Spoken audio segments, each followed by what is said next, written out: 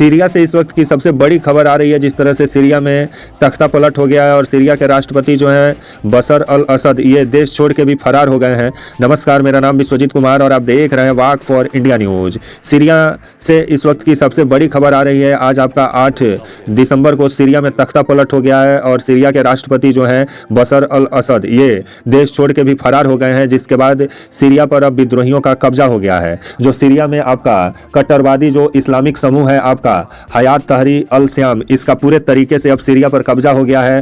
बीते दिनों Aleppo, Idlib, Dara शहर पर कब्जा करने के बाद से जिस तरह से आपका विद्रोही समूह आपका जो सीरिया की राजधानी है दमिश्क के तरफ बढ़ रहा था, जिसके बाद आज आपका रविवार 8 दिसंबर को सीरिया की राजधानी दमिश्क पर भी विद्रोहियों ने पूरे तरीके से कब्जा जमा लिया है। जिसके बाद जो सीरिया के राष्ट्रपति हैं बशर अल असद ये देश छोड़ के भाग गए हैं और खबर आ रहा है कि रूस की वायुसेना इनको आपका जो सीरिया की राजधानी है दमिश्क वहां से सुरक्षित स्थान पर ले जाने का काम किया है।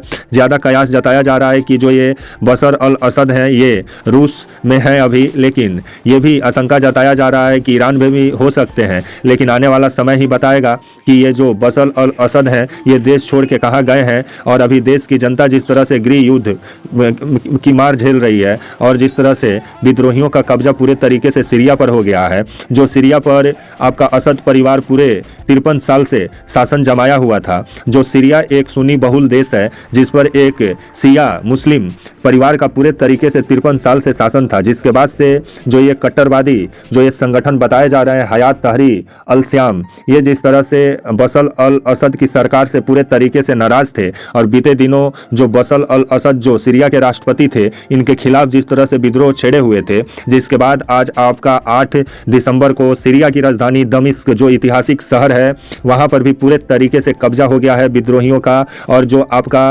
रेडियो संचार केंद्र है वहां पर भी विद्रोहियों का कब्जा हो गया है। टेलीविजन जो स्टेशन है वहां पर भी कब्जा हो गया है। यहाँ तक कि जो प्रधानमंत्री आवास है सीरिया की राजधानी दमिश्क में वहां पर भी विद्रोहियों का कब्जा हो गया है। तो यहाँ तक आपके राष्ट्रपति का जो आवास है जहां कभी बशर अल असद रहा करते थे वहां विद्रोही आज फोटो खिंचाते हुए नजर आए। तो वहीं सीरिया की राजधानी जो दमिश्क के सड़कों पे AK-47 से अपने जीत का जिस तरह से परचम फहराते हुए और आसमान की तरफ फायर करते हुए विद्रोही नजर आए, जिसके बाद से सीरिया गृह युद्ध में पूरे तरीके से आ गया है। और सीरिया एक बार फिर से बशर अल असद की जो सरकार थी वो जिस तरह से सीरिया में अपना सत्ता गंवा चुकी है, जिसके बाद से सीरिया में विद्रोहियों का कब्जा हो गया है। और आने वाले समय में देखा जाए कि क्या जो ये विद्रोही हैं वो क्या करते हैं, सरकार कैसा बनाते हैं सीरिया में। और ज़्यादातर कयास जताया जा रहा है कि अगर सीरिया में ये विद्रोही अगर अपना सरकार बनाएंगे तो शरिया जो कानून है उसको कड़ाई से पालन कराने का भी काम करेंगे,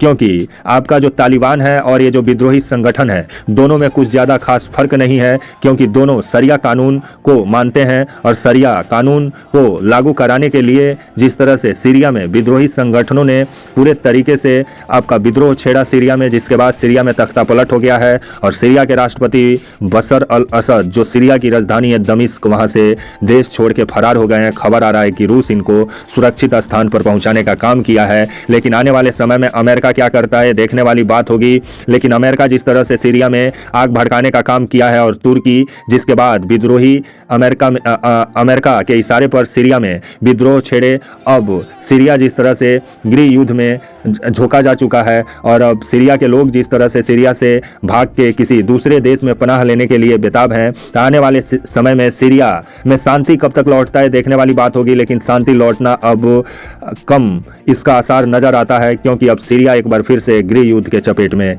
आ चुका है। और तख्ता पलट होने के बाद से जब राष्ट्रपति ही देश छोड़ चुके हों तो देश का क्या हाल होगा आप अनुमान लगा सकते हैं। भारत सरकार ने भी एडवाइजरी जारी की है कि अभी आपका सीरिया का यात्रा करने से भारतवासी बचें, क्योंकि सीरिया में जब तक हालात सही नहीं होता है तब तक सीरिया का यात्रा ना करें।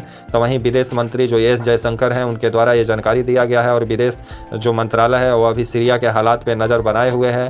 तो वहीं ये भी खबर आ रहा है कि सीरिया में जो तख्ता पलट हुआ है और जो राष्ट्रपति जो बशर अल असद हैं जिस तरह से देश छोड़ के फरार हो गए हैं और रूस इनको सुरक्षित ठिकानों पर ले जाने का काम किया है। लेकिन ये भी खबर आ रही है कि इनका प्लेन क्रैश भी कर गया है, लेकिन अभी इसका कोई पुख्ता सबूत नहीं मिला है। लेकिन जिस तरह से इनका का प्लेन रडार से गायब हुआ, जिसके बाद से ये शक जताया जा रहा है कि प्लेन क्रैश में आपके जो सीरिया के राष्ट्रपति हैं आपके बशर अल असद, इनकी मौत हो गई है। लेकिन ये अभी कोई पुख्ता जानकारी नहीं है कि क्या सीरिया के राष्ट्रपति का प्लेन क्रैश में मौत हुआ है कि नहीं, अभी इसका कोई पुख्ता सबूत नहीं मिला है। लेकिन ये आने वाला समय बताएगा। लेकिन अभी सीरिया में विद्रोहियों का कब्जा हो गया और सीरिया के राष्ट्रपति जो हैं वो देश छोड़ के फरार हो गए हैं। कहाँ गए हैं किसी को मालूम नहीं, लेकिन रूस उनको सुरक्षित ठिकानों पर ले जाने का काम किया है, जो सूत्रों के हवाले से खबर आ रही है।